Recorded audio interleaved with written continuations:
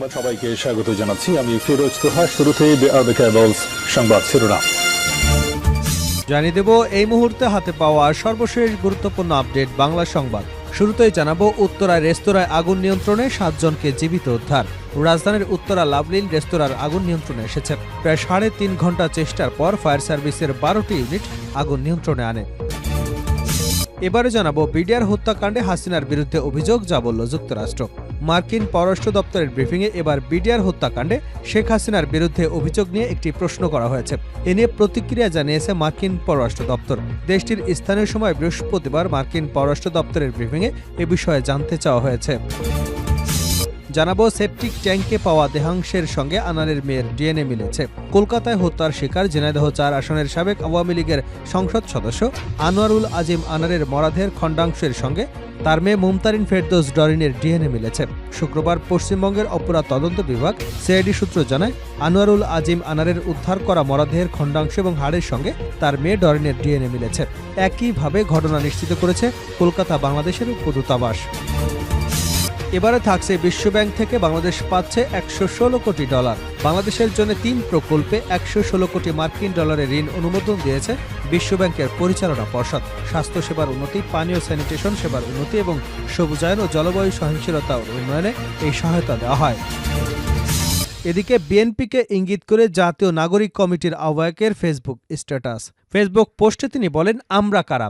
আমরা তাহারা যাহারা বেগম জিয়াকে মুক্ত করে দিয়েছে। তোমরা কাহারা? তোমরা সেই যারা দৃঢ় ইস্পাতে নেয় বাংলাদেশের মেরুদণ্ডকে জিয়া জিয়া বলে জেলখানায় দিয়ে এসেছিলে। আমরা আওয়ামী লীগের কোনো পুনর্বাসন চাই না। আমরা চাঁদাবাজ টেন্ডারবাজদের কোনো পুনর্বাসন চাই না। এবং সর্বশেষ জানাবো আন্তর্জাতিক সংবাদ। রাশিয়ার আক্রমণ ঠেকাতে উন্নত মানের লেজার অস্ত্র আনল ইউক্রেন।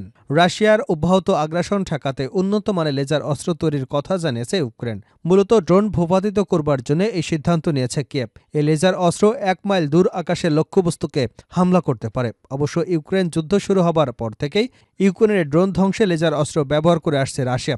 এবার এই সক্ষমতা অর্জন করল প্রতিপক্ষ ইউক্রেন। এতক্ষণ শিরোনাম শুনছিলেন, এবার বিস্তারিত। প্রিয় দর্শক, আপনি যদি এই চ্যানেলে নতুন হয়ে থাকেন, ভিডিওটি দেখতে দেখতে চ্যানেলটি সাবস্ক্রাইব করে আমাদের সঙ্গে থাকুন। আর এই ভিডিও সম্পর্কে আপনি আপনার মূল্যবান মতামতটি কমেন্ট বক্সে জানিয়ে দিন। আর হ্যাঁ প্রিয় দর্শক, জানিয়ে দিন ভিডিওটি কোথা থেকে দেখছেন। উত্তরা রেস্তোরাঁয় আগুন নিয়ন্ত্রণে 7 জনকে জীবিত উদ্ধার। রাজধানীর উত্তরায় লাভলিন রেস্তোরাঁয় আগুন নিয়ন্ত্রণে এসেছে। প্রায় 3.5 ঘন্টার চেষ্টার পর ফায়ার সার্ভিসের 12টি ইউনিট আগুন নিয়ন্ত্রণে আনে। শুক্রবার দুপুরে ফায়ার সার্ভিসের মিডিয়া সেলের কর্মকর্তা মনোয়ারুল ইসলাম দোলন এ তথ্য নিশ্চিত করেছেন। তিনি বলেন, দুপুর 2টা 2 মিনিটে আগুন নিয়ন্ত্রণে এসেছে। আগুন লাগার পর ভবনে প্রচণ্ড ধোঁয়ার সৃষ্টি হয়। ফলে আগুন নিয়ন্ত্রণে কাজ করতে বেগ পেতে হয়েছে। প্রাথমিকভাবে ক্ষয়ক্ষতির পরিমাণ নিশ্চিত হওয়া যায়নি। এদিকে আগুনের ঘটনায় ভবনের উপরে আটকা পড়া 7 জনকে উদ্ধার করেছে ফায়ার সার্ভিস। এর মধ্যে 6 জন একটি বিউটি পার্লারের কর্মী। স্থানীয়রা জানান, উত্তরা 12 নম্বর সেক্টরের নিচতলায় লাভলিন রেস্তোরাঁর গ্যাসের লাইন থেকে আগুনের সূত্রপাত হয়। সকাল 10টা 38 মিনিটের দিকে আগুন লাগার খবর পায় ফায়ার সার্ভিস। খবর পেয়ে প্রথমে ঘটনাস্থলে 8টি ইউনিট যায়, পরে সেখানে আরও 2টি ইউনিট যোগ হয়। মোট 12টি ইউনিট দীর্ঘ প্রচেষ্টার পরে আগুন নিয়ন্ত্রণে আসে। বিডিআর হত্যাকাণ্ডে হাসিনার বিরুদ্ধে অভিযোগ, যা বলল যুক্তরাষ্ট্র। মার্কিন পররাষ্ট্র দপ্তরের ব্রিফিংয়ে এবার বিডিআর হত্যাকাণ্ডে শেখ হাসিনার বিরুদ্ধে অভিযোগ নিয়ে একটি প্রশ্ন করা হয়েছে। এ নিয়ে প্রতিক্রিয়া জানিয়েছে মার্কিন পররাষ্ট্র দপ্তর। দেশটির স্থানীয় সময় বৃহস্পতিবার মার্কিন পররাষ্ট্র দপ্তরের ব্রিফিংয়ে এ বিষয়ে জানতে চাওয়া হয়েছে।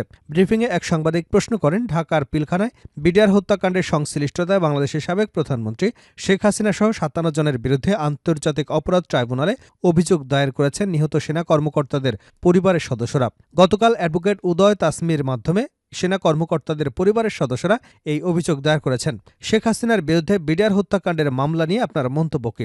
এর জবাবে মার্কিন পররাষ্ট্র মন্ত্রণালয়ের উপমুখপাত্র বেদান্ত প্যাটেল বলেন, সর্বশেষ বিষয়টি সম্পর্কে অবগত নই, তবে বিষয়টি সম্পর্কে আমার দল খোঁজখবর নেবে।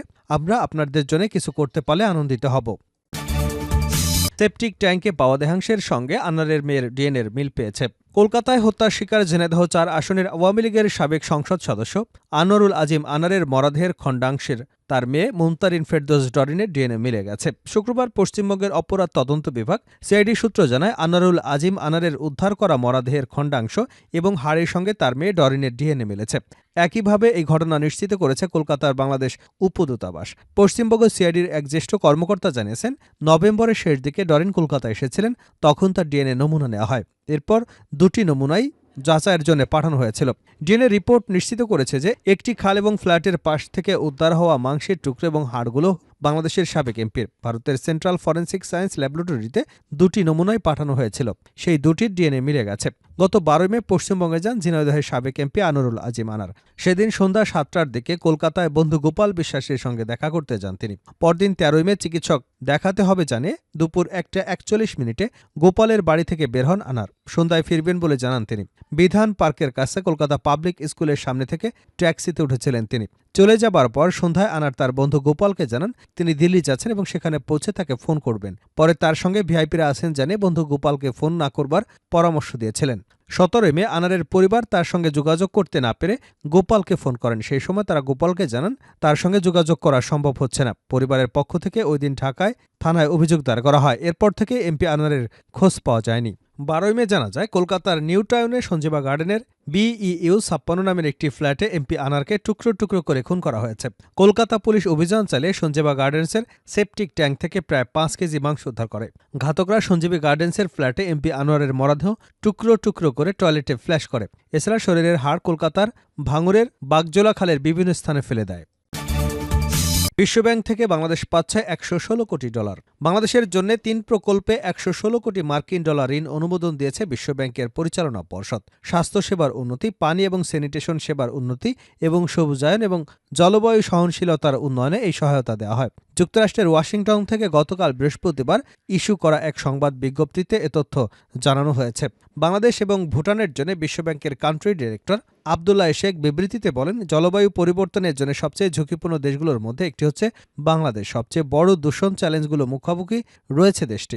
এর ফলে প্রতিটি খাতে জলবায়ু সহনশীলতা উন্নত করা এবং দূষণের দুর্যোগ মোকাবেলা করা গুরুত্বপূর্ণ উন্নয়নের অগ্রাধিকার হয়ে উঠেছে। তিনি বলেন, নতুন এই অর্থায়ন বাংলাদেশের মানুষের জন্য স্বাস্থ্য, পানি এবং স্যানিটেশনের মতো প্রয়োজনীয় পরিষেবাগুলো উন্নত করবে। এর মাধ্যমে পরিষ্কার, জলবায়ু সহনশীলতা এবং টেকসই উন্নয়নের ভিত্তি স্থাপিত হবে।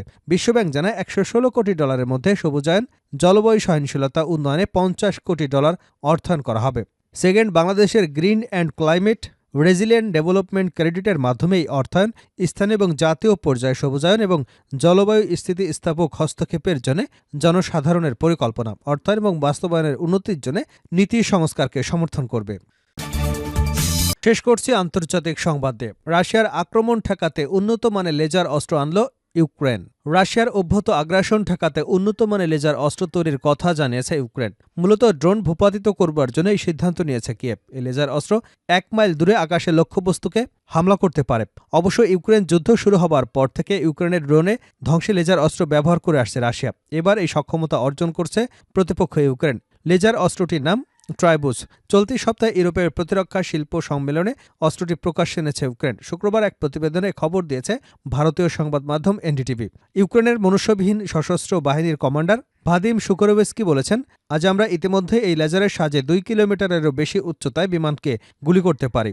এটি সত্যি কাজ করে, এটি সত্যি বিদ্যমান। শুকোরোভস্কি আরও বলেন, আমি যদি ভুল না করি তাহলে ইউক্রেন এমন 5ম দেশ যার কাছে লেজার অস্ত্র রয়েছে। আমরা এখন একথা বুকটুকে বলতে পারি। ইউক্রেন নিজেই এই অস্ত্র তৈরি করেছে নাকি অন্য দেশ থেকে সাহায্য পেয়েছে তা এখনও স্পষ্ট নয়।